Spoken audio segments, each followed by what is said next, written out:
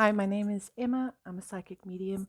During a reading with me, you can ask questions about life, love, work, family, past lives, which I always find very, very interesting. Even finances. I'm not a debt reconciler type of person, but there was one gentleman that used my sessions to further himself in his career. Why does this lady at work not like me, and what can I do about it? How do I get around her? Because it feels like she's a block. And that's what he did. Look who comes to say hello. Hello, Angel. So yeah. So he used me to further himself in his career. Like my boss is dilly-dallying with giving me the promotion he promised. Well, how can we encourage him without being too demanding? Stuff like that. So it was cool. Oh, Angel. I mean, I wanted to keep talking, but look. She stares into your soul. Just such a silly face. Anyways. Okay, meet your guides. Who are my guides? How are they helping me? And how do they appear?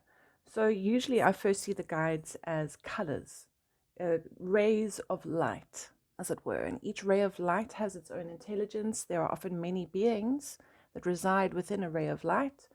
So like the golden ray could have, besides for gold not being a flat color, there are many shades of gold.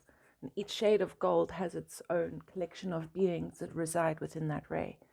And so I'll be like, oh, it's this color, and it reminds me of this, and it feels like that. And then sometimes it takes form, and the form it takes will be based on your belief system. So what do my guides look like once they take form, and what do they look like in pure energy, and what are their messages?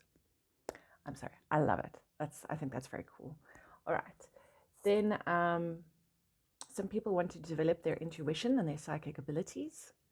That's very, very interesting because as a clairvoyant, I can see around you what your natural skills are and then help you like laser focus into that. It's like, why try to be someone like someone else? Be yourself. I've never met anyone who's psychic like me, and I don't mean that as a boasting thing. I mean, I have surrounded myself with some very authentic psychics where people are just being themselves. And so be you. Be naturally you.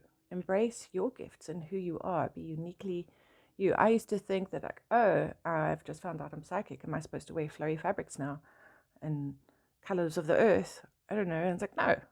I love neon colors. I love bright colors. I love animal print. I love all sorts of kitsch things.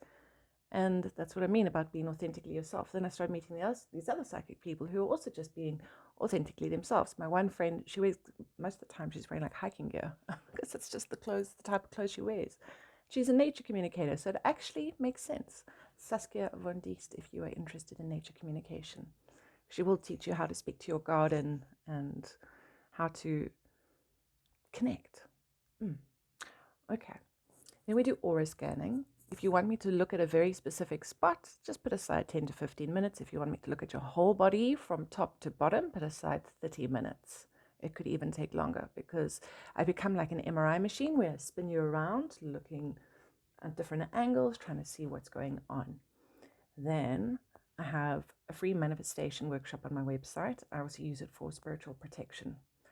And some people want me to do the workshop with them, so then you just pay for a session like normal, and I guide you through it in a way that is uniquely for you, because there is a section where it says the color of your highest guidance. What is that? Highest guidance. And it can change from day to day because even white light is a prism.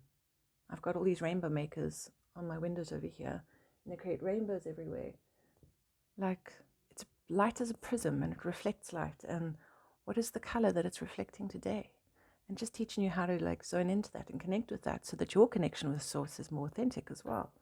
Otherwise, we're just parroting other people and feeling disconnected. Yeah. Animal communication. I should have said that when my cat was here. Animal communication is so fun. I used it to train my dog 3 years ago. She became mine, little rescue baby.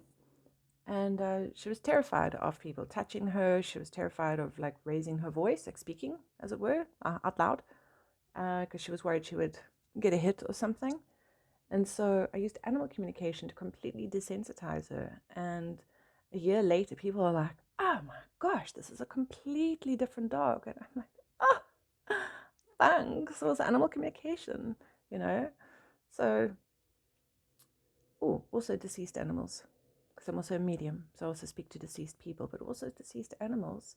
I once had a lady who wanted to speak to her deceased dog, and then it told me about her new dog and how it was training her new dog from the other side. And I was like, so your new dog must have a lot of similarities to your old dog.